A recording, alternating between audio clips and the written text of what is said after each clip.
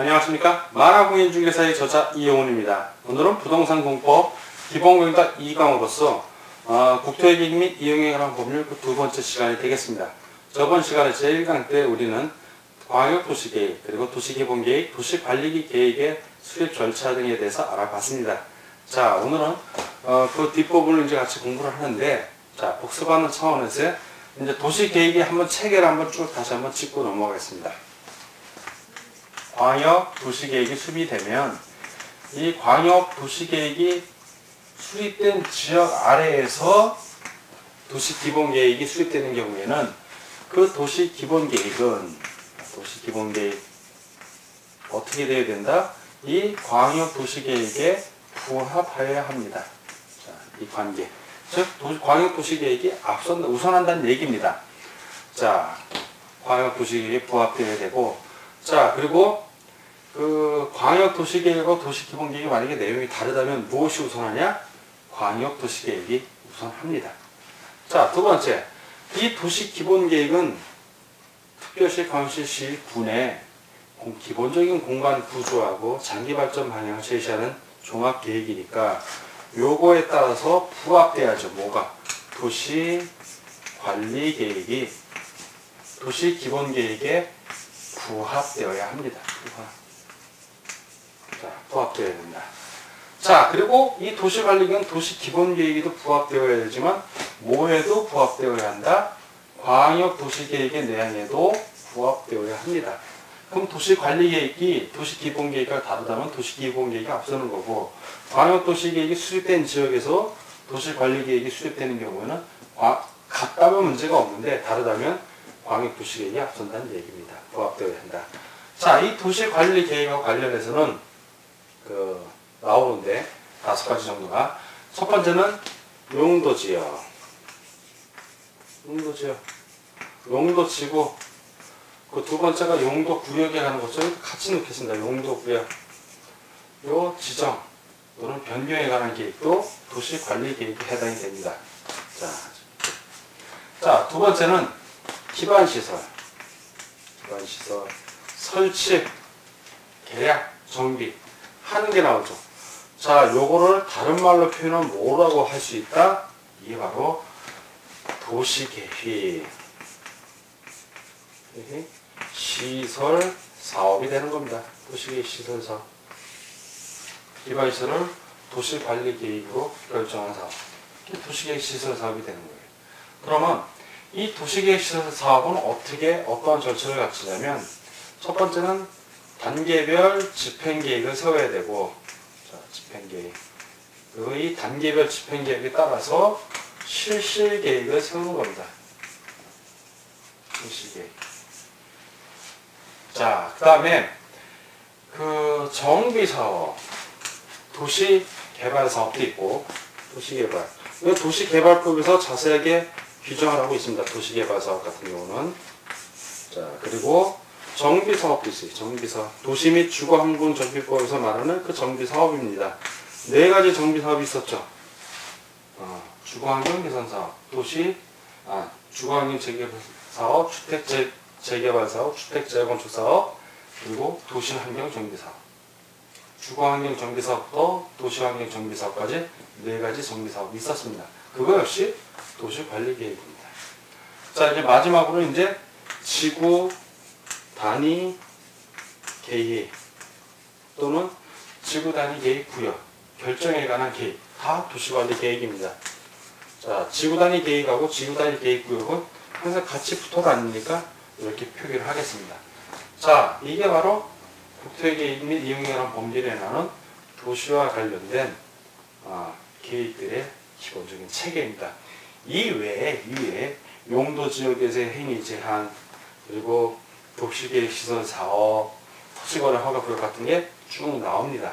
그 부분을 이제 설명을 할 텐데, 먼저 지구 단위 계획 구역 같은 경우는 수험생들이 헤매니까 한 번 더 살펴보면, 지구 단위, 하나의 지구를 단위로 하는 계획이에요. 그 하나의 지구를 단위로 하는 계획을, 구역을 정한 걸 그 구역이라고 합니다. 구역. 그럼 이 지구 단위 계획 구역 같은 경우는 이제 줄로 나뉘죠. 이 구역 자체가 계획도 둘로 나뉘어요. 제1종 지구 단위 계획, 제1종. 그리고 제2종 지구단위 계획 또는 지구단위 계획 구역으로 나뉩니다.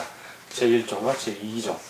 제1종 같은 건 도시 또는 농산어촌 그러는데 이건 주로 도시지역, 물론 비도시지역도 포함합니다만 주로 도시지역하고 관련이 있고, 제2종 같은 경우는 역시 도시, 비도시지역 다 해당이 될 수 있지만 주로 이건 비도시지역하고 관련이 되는데, 비도시지역하고 관련이 되는데 특별히 따로 지정을 합니다. 제2종 같은 경우는 어떤 지역이 해당이 되냐면, 어떤 지역이 바로 계획관리지역이에요. 계획관리지역. 자, 관리지역은 세 가지로 나뉘죠. 자, 또 복습 차원에서 용도지역 한번 또 공부하고 넘어갈게요. 자, 용도지역. 네 가지 용도지역이 나오죠. 도시지역, 관리지역, 농림지역, 자연환경, 보존지역 나오는데, 도시지역은 주상공로, 주거, 상업, 공업, 녹지지역 나오고, 관리지역이 도시지역에서 주운해서 관리하는 지역을 계획관리지역, 농림지역에 주운해서 관리하는 지역을 생산관리지역, 자연환경 보존지역에 주운해서 관리하는 지역을 보존관리지역이라고 해요. 근데 이거 계획이니까 도시계획, 도시지역에 준하는 관리지역이구나. 하나의 힌트. 즉, 관리지역은 도시지역이 아니다. 아니다. 왜? 용도지역은 중복해서 지정할 수 없으니까. 자, 이거 읽고. 두 번째는 개발진흥지구입니다. 진흥지구. 진흥지구. 용도지구 중에서 개발진흥지구. 계획관리지역 또는 개발진흥지구로 지정된 지역은 제2종 지구단위 계획구역으로 계획적, 체계적으로 관리를 해야 됩니다. 자, 계획관리지역이나 개발진흥지역으로서 그 일부를 계획적, 체계적으로 개발 또는 관리하기 위하여 지정하는 지역이 바로 제2종 지구단위 계획구역이 됩니다. 자, 그리고 지구단위 계획구역은 일단 이렇게 정리를 하고, 그 다음에 뭘 정리하면 이 도시계획시설, 이 기반시설 중에서 도시관리계획으로 결정된 시설을 뭐라고 그런다? 도시계획시설이라고 설명을 드렸어요. 자, 도시계획시설. 수험생들 중에 자꾸 머릿속에서 도시계획시설을 따로 놓고 기반시설을 따로 놓는데 다 같은 겁니다. 기반시설 그러면 도로, 상하수도, 전기 이거 생각하면 돼요. 무조건 꼭 필요한 시설. 기반시설을 도시관리계획으로 결정을 한 게 도시계획시설입니다. 자, 이 도시계획시설 같은 경우는 도시의 지상, 지하, 수중 이런데 설치하려면 도시관리계획으로 결정하는 게 원칙입니다. 그리고 공동구라는 게 나와요. 이제 도시계획시설 중에 공동구. 공동구는 공동으로 매설하는 공 같은 거예요. 그러니까 땅이 있으면 땅 안에 관을 매설해요. 그 안에다가 수도, 전기, 수도, 상수도, 하수도 다 포함하는 거예요. 가스, 통신시설 이런 걸 하나의 지하에 매설을 할 때 공동으로 쓸 수 있는 관을 만들어서 구 형태로 만들어서 그 안에 다 집어넣으라는 얘기예요. 공동구가. 자, 이 공동구 중요한 거죠. 이렇게 공동구로 하면 옛날에는 전봇대를 만들어서 전선이 위로 삐죽삐죽 나왔는데, 이러면 누전도 되고 합선도 되는데 전봇대가 필요가 없어지는 거예요. 싹 밑으로 다 들어가니까. 요즘 신도시 같은 거 개발하는 데 가보면 전봇대가 없어요. 가로등은 있죠. 물론 가로등은 있는데 도시가 깨끗하다는 거예요. 옛날 도시는 이제 전선줄이 이제 쭉쭉 나아지는데 요즘은 다 공동구 지하에 매설을 합니다. 그만큼 건설 기술이 부작이 향상된 거예요. 자, 근데 요거 공동구에 수용해야 될 것들은 다 공동구에 수용을 해야 되는데, 방금 말한 수도, 전기, 가스, 통신시설 막 이런 것도 수용하는데, 이 공동구에 수용해야 되는 사업들이 있어. 자, 공동구에 반드시 설치를 해야 돼. 어떤 해당 사업들이냐면 바로 도시개발구역. 도시개발 사업이라니 이거 도시개발 사업이란 도시개발구역, 택지개발 예정지구. 자, 그리고 경제자유구역. 그 다음에 정비구역. 도시 및 주거환경정비법에서 말하는 정비사업하는 정비구역. 이제 그 밖에 대통령령으로 정하는 지역들인데, 이런 지역에서 사업을 할 때는 해당 사업자는 공동구를 마련해야 되고, 공동구에 수용해야 될 것들은 다 공동구에 집어넣어야 됩니다. 사업 시행자가. 근데 이 비용은, 그럼 공동구 설치할 때 돈 들어가잖아요. 자, 공동구 설치할 때 어떤 비용이 들어갑니다. 비용. 자, 설치 비용이에요. 설치. 관리 비용하고 또 달라요. 이건 설치. 공동구를 처음에 만들 때, 지하에 매설할 때 설치 비용은 누가 부담하냐면 이 해당 사업을 시행하는 사업 시행자, 도시개발구역 같은 경우는 도시개발사업 시행자가 되는 겁니다. 정비사업 같은 경우는 정비사업 시행자가 되는 거예요. 시행자 플러스 앞으로 이 공동구에 매설돼서 이 공동구를 같이 써야 될 쓸 사람들, 즉 그걸 뭐라고 그러냐면 공동구 점용 예정자고 해요. 공동구 점용 예정자. 즉 공동구에 시설을 집어넣을 사람들이에요. 통신업자라든가 전기업자라든가 이런 그런 사람들 얘기하는 공동구 점용 예정자고 사업 시행자가 같이 설치할 비용을 부담합니다. 자, 이건 부담하는 거고 관리하는 건 또 다르다. 관리는. 자, 이건 설치 비용은 이렇게 부담하지만 관리하는 거는 차원 다르잖아요. 이건 공동구를 설치할 때고 이미 공동구가 설치가 됐어. 그 다음 단계 뭐다?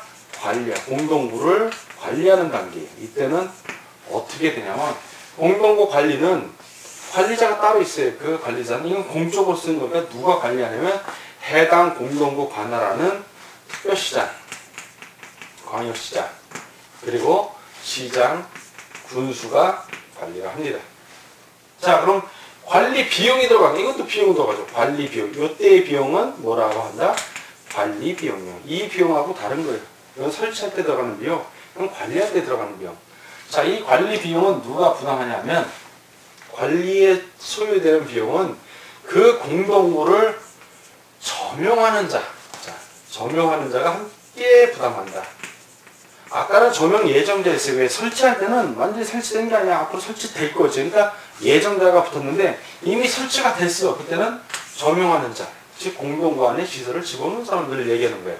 그 사람들이 함께 부담을 하고 부담하는 비율은 그 점용 면적을 고려하여 공동구 관리자, 즉 특별시장, 관시자, 시장, 군수가 결정을 합니다. 자, 그리고 이제 공동구 관리에서 특별시장, 관시장, 시장, 군수는 뭘 해야 되냐면 안전점검을 해야 돼요. 이 사람들은 안전을 반드시 점검해야 됩니다. 공동구가 안전하게 유지가 되나 안 되나. 자, 이거를 1년에 1회 이상 1년에 1회 이상 안전점검을 해야 된다. 그리고 공동구 관리자는 5년마다 이번엔 5년마다 그 해당 공동구의 그 안전에 관한 거, 그 안전 및 유지 관리 계획이라고 해요. 안전 및 유지 관리 계획을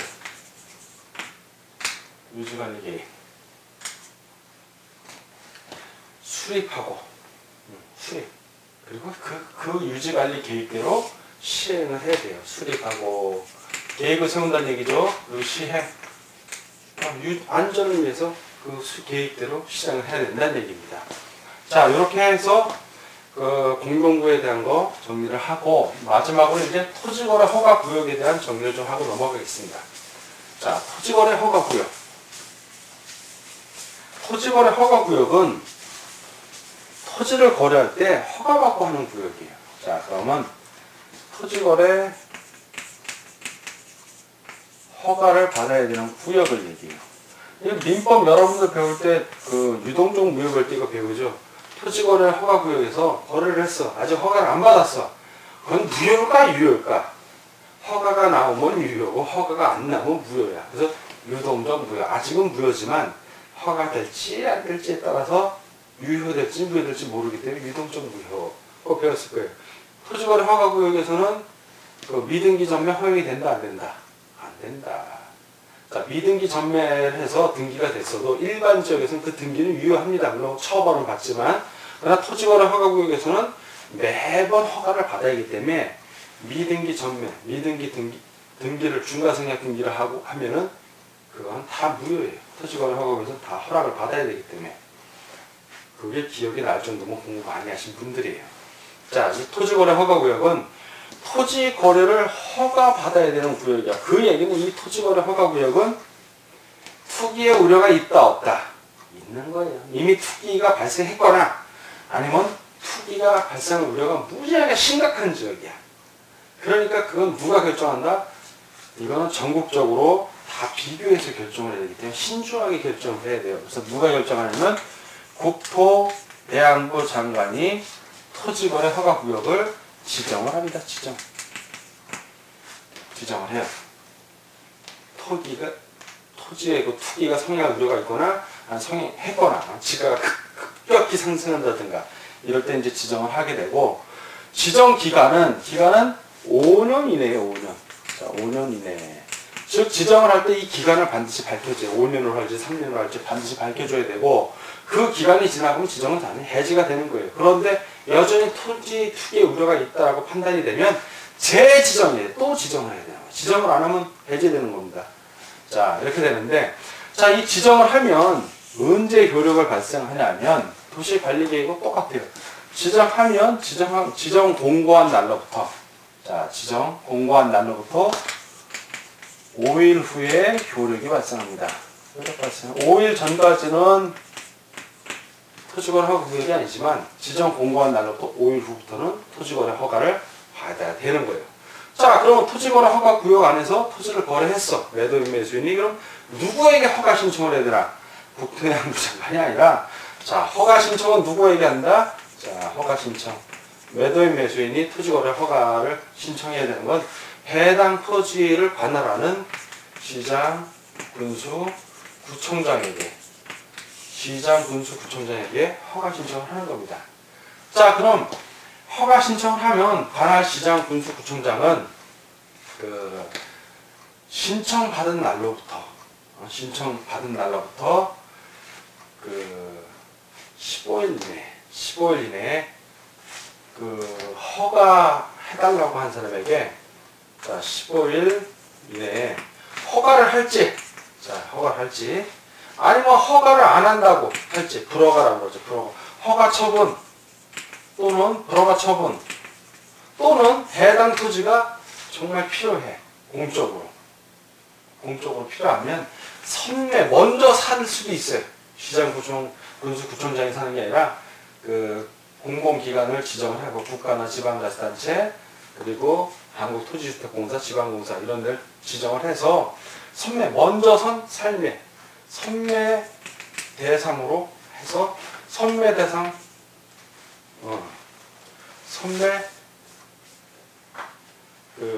대상이죠. 네, 선매 대상 처분. 통지라는 게 처분 통지.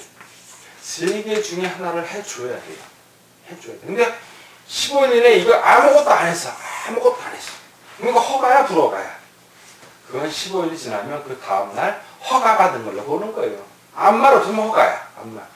그러니까 허가를 해도 허가고 아무 말 없으면 허가예요. 근데 불허가 처분을 하면 그건 불허가 된 거고, 선매 대상 통지를 하면 선매 진행 중이라는 걸 알려준 거예요. 선매 진행 중이라는 걸. 자, 그리고 이런 과정을 거치는데, 그러면 어떤 경우에 무조건 다 토지거래 허가 구역에서 토지거래를 하면 무조건 다 신청을 받아야 되냐? 그건 아니죠. 일정 규모를 초과하는 경우에 한해서 신청을 합니다. 조그만 땅 사고 파는 데는 허가 안 받아도 된다는 얘기예요. 자, 이 일정 규모를 초과하는 경우의 토지인데, 이걸 바로 용도별 기준 면적이라고 그래요. 다른 말로.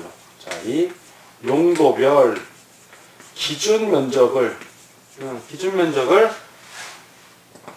초과할 때, 자, 용도별 기준 면적을 초과하는 경우에 허가 신청을 하는 거고, 그 이하, 용도별 기준 면적 이하일 때는 신청한다, 안 한다. 이때는 허가 신청 안 해도 되는 거예요. 허가 신청 대상이 아닌 거예요. 자, 그럼 용도별 기준 면적은 뭐냐? 자, 그러니까 용도 지역이 떠올라져야 돼요. 여러분들 머릿속에서. 그럼 주거지역, 상업지역, 공업지역, 녹지지역. 이게 도시지역이잖아요.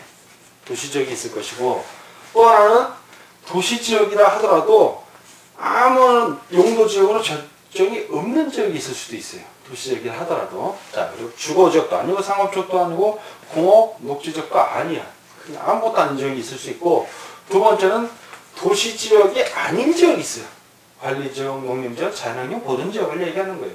자, 주거지역에서는 얼마 이하로 토지를 거래하면 허가 신청을 안 받아도 돼. 자, 그게 얼마냐면 180제곱미터 이하입니다. 180제곱미터. 상업지역 같은 경우는 20초 조금 더 써줘. 200제곱미터 이하. 공업지역 같은 경우는 660제곱미터 이하예요.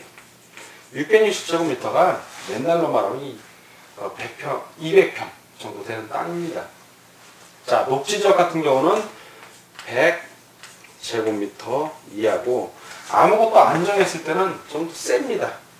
강화 180의 반 90제곱미터 이하 90제곱미터 초과하면 허가를 받아야 되는 겁니다. 신청을 해야 되고 자 도시지역 외지역에서는 250제곱미터 이하고 자 도시지역 외지역 같은 경우에는 기본이 이런데 다만 해갖고 단서정이 있어요. 농지 같은 경우 농지는 좀 올려줘요. 500제곱미터 이하 일단 허가 안 받아도 되는 거고 임야 같은 경우는 임야 1000제곱미터 이하면 허가를 안 받아도 됩니다. 이게 바로 용도별 기준 면적이 돼요.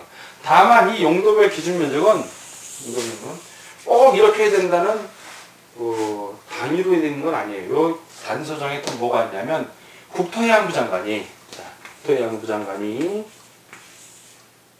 허가구역을 지정할 당시에 그 해당 기준 면적의 10% 해당 10% 이상 또는 300% 이하의 범위에서 따로 정할 수 있어요. 그럼 예를 들어서 녹지지역의 100이면 10%니까 10제곱미터 초과하면 허가 받으시오 이렇게 정할 수도 있다는 얘기예요. 300%니까 300제곱미터까지로 상향을 해줄 수 있는 거고 또 주거지역도 마찬가지예요. 토지거래구역 허가구역이라 하더라도 해당 주거지역의 경우에는 10%니까 18제곱미터 이하만 면제고 나머지는 다 허가 받으시오 이렇게 할 수 있는가 하면 300%니까 540이구나 540제곱미터까지는 허가 안 받아도 됩니다. 540제곱미터 초과할 때 초과하는 거래할 때 허가를 받으시오 라고 정할 수도 있다는 거예요. 10%에서 300%까지 누가? 국토해양부 장관이 그렇다는 게 시군구청장이 허가를 하나 안 하냐 이거고 이건 지정 당시니까 지정과 관련된 거야. 지정과 관련된 건 누구? 다 국토해양부 장관이에요. 지정과 관련된 거. 여러분들 오해 안 하시기 바랍니다. 자 오늘은 부동산 공법 기본 문제 2강 시간이었습니다. 저번에 1강 시간에는 도시와 관련된 계획들, 광역도시계획, 도시기본계획, 그리고 도시관리계획의 절차를 배웠고 오늘은 그 2강 시간으로서 도시계획의 체계, 전체적인 체계를 우리가 살펴봤고 그 안에서 지구단위 계획과 도시계획 시설사업 중에 공동구 부분 그리고 끝으로 토지거래 허가구역의 지정과 허가 그리고 용도별 기준면적 등에 대해서 배웠습니다. 자 이런 걸 토대로 해서 여러분들 국토회계 및 이용에 관한 법률을 최소한 3독 이상 처음 공부하시는 분들은 만화 부분만 3독 이상 해주실 거를 반드시 부탁드립니다. 자 오늘 공부하느라고 수고하셨습니다. 다음 시간에 뵙겠습니다. 감사합니다.